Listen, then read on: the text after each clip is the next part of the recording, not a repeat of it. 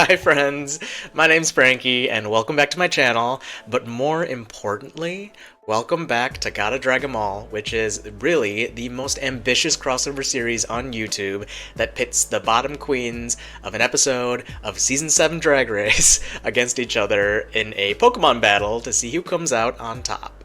Now, if you somehow stumbled on this video and you hadn't seen the first video, I highly suggest or strongly recommend, I just advise you that you should probably go watch that one before you watch this one. I go over all the fun details, the ground rules, all that fun stuff. Plus, the battle between Candy and Tempest is a real doozy. You're not going to want to miss that, like, at all. So go back, watch that one, and then come back here. If for whatever reason you don't care how the series started and you're adamant on watching this one, I'm just going to throw up the ground rules that I covered in the first episode, so pause here if you want to read them, but essentially, I'll summarize it really quick for you. I'll only be using Pokemon in Generations 1 through 7 for this first series. I'll be assigning queens a full team of 6, based on their looks or other memorable moments from the show, trying generally to avoid legendaries whenever possible. Battles will be simulated in Pokemon Showdown, and I'll only allow setup moves to be used twice. Lastly, if the roster of queens on an episode is different to what originally aired because of who goes home in the original versus my series, I'll really just guesstimate who the new potentially bottom queens would be. Now, I know that was a lot, but again, I go over everything in more detail in episode 1, so definitely check that one out if you have questions. And overall, just a disclaimer, I am by no means a professional, competitive Pokemon battler, and I'm sure that the teams I'm building could definitely be optimized even further, but really I'm just having fun and enjoying the journey, so y'all should too. Now, for everyone else who is fully caught up and has been here since day 1, which was only 2 weeks ago, you'll recall that in the last episode, Tempest du Jour actually won her battle against Candy Ho in a nail-biter. That means we saw Candy Ho sashay away, which means we already have an alternate timeline from what actually happened on Season 7. So get hyped, because we're going to dive right into Episode 2, Glamazonian Airways. So, this episode was a rusical, and since Candy is no longer here in my series, I'm just gonna slot in Tempest in the group that Candy was originally in. And this kind of just works out, because I definitely say that Candy's original group was, the old school drag group, and in the original episode, Rue chose one bottom queen from each group. So I'm gonna stick with that format too, because mother is mother. So for the first group, I'll still keep KATYA in the bottom. And for the second group, I actually think that Sasha Belle would still give the weakest performance here, right? I don't think that Tempest would probably have as much trouble as Sasha did, so I'm gonna still put Sasha in the bottom here. So with that, we have our bottom queens of the episode, KATYA and Sasha Belle. And let's actually start by taking a look at Sasha Belle's team. Now, similar to Tempest, we didn't have a whole lot of runway looks to go off of, so I, just did my best. The first 3 looks on the left are her entrance look, obviously, and then her spring and fall mini challenge runways. On the right, we have her Nude Illusion, Jet Set Eleganza, and Conjoined Twins look, all capped off with her fuchsia finale look there in the middle. Now, based on these looks, I started off with Conkeldurr because I thought the orange in Sasha's entrance look was giving construction vibes. I don't know if that's just me. I think it's really mainly the orange coloring that made me think that, but anyway, that was my first thought. Next is Vileplume, because Sasha's spring runway feels almost like an acid trip-y type vibe, right? Meanwhile, Sasha's fall runway has that sort of rib cagey look to it in the torso area, and I thought Bisharp and Scolipede both sort of fit that memo and general color scheme. Next up is Electivire, because I think if you squint and suspend reality just a little bit, he is kind of serving Sasha's Jet Set Eleganza look, don't you think? I think so, the general shape and colors. like the black detailing on something blonde or yellow, and also the general shape of Sasha's hair kind of gives that bulkier silhouette. So I think I honestly really knocked this one out of the park, if I'm being honest.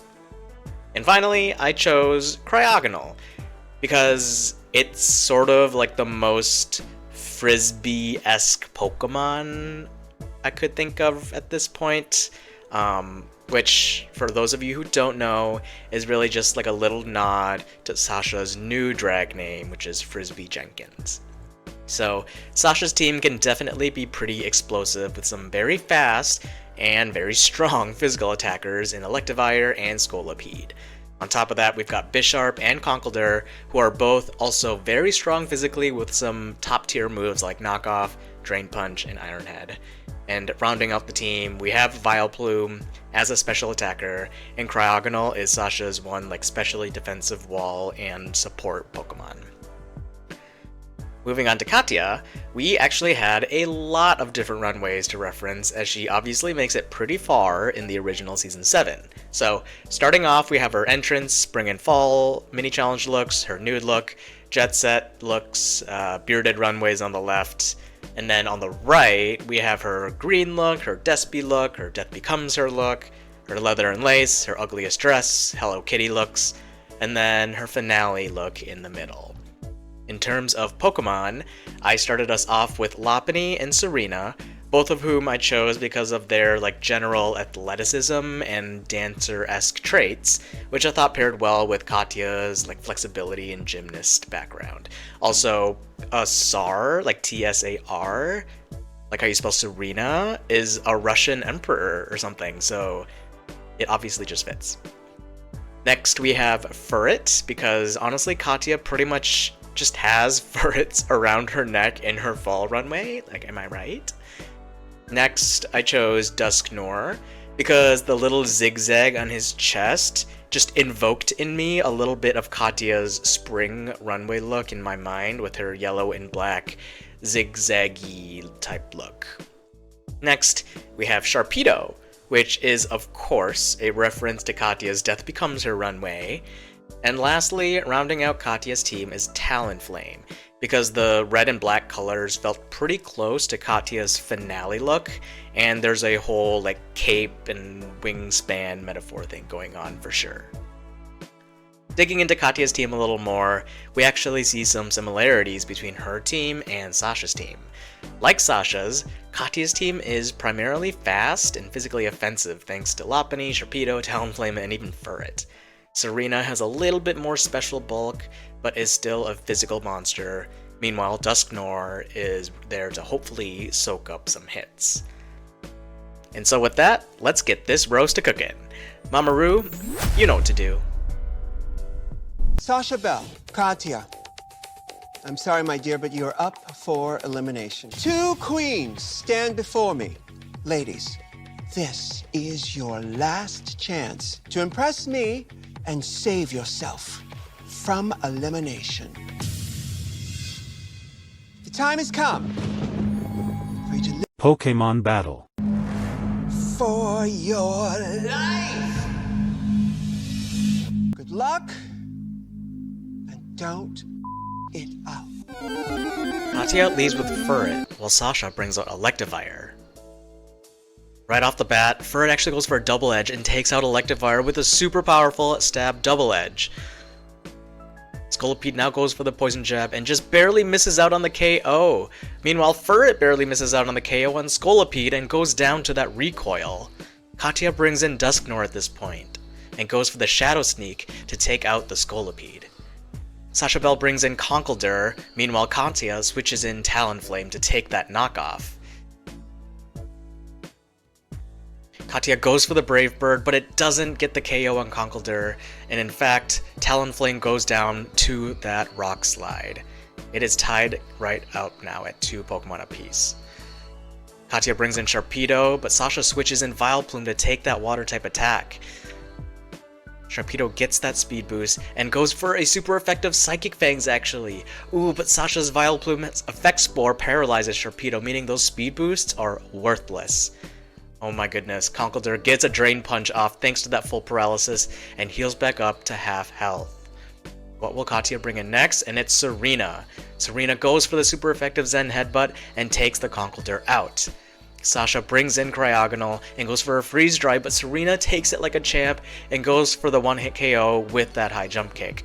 Now Sasha's last Pokemon is Bisharp, who's 4 times weak to fighting, so goes for that Protect. Ooh, Serena hurts itself as it hits that Protect with that high jump kick. Sasha goes for the double Protect but misses, and Serena hurts itself again because she misses that high jump kick. Katya's down to 2 Pokemon now and gets hit with a super effective knockoff, but Dusknoir survives on 3% and lands that Will-O-Wisp, which will have Bisharp's attack. This is looking like the end for Sasha at this point. Sasha takes the Dusknoir out, but is burned, and there is no way that he'll be able to survive a Lopunny attack. And there it is, a Drain Punch finishes the game, and Katya wins. Katya, Shantae, you stay. Sasha Bell, sashay away. Y'all, my heart cannot take this. Can we just give a round of applause to Sasha's Bisharp? That Protect on the first high jump kick and then surviving the second one because Serena missed? Like, that was absolutely bonkers. That was so wild. I actually thought Sasha might have brought it back in the end there. But what did y'all think? Comment down below who you thought was the MVP of this battle. And as always, if you have any suggestions on how to improve the series, let a girl know, because I am listening. If you love things just the way they are, then all you gotta do is make sure that you're subscribed by hitting that button down below, and tune back in 2 weeks, where we'll see if all that glitters is really gold. Which, by the way, is a Shakespeare reference. For episode 3, Shakespeare. Bye-bye!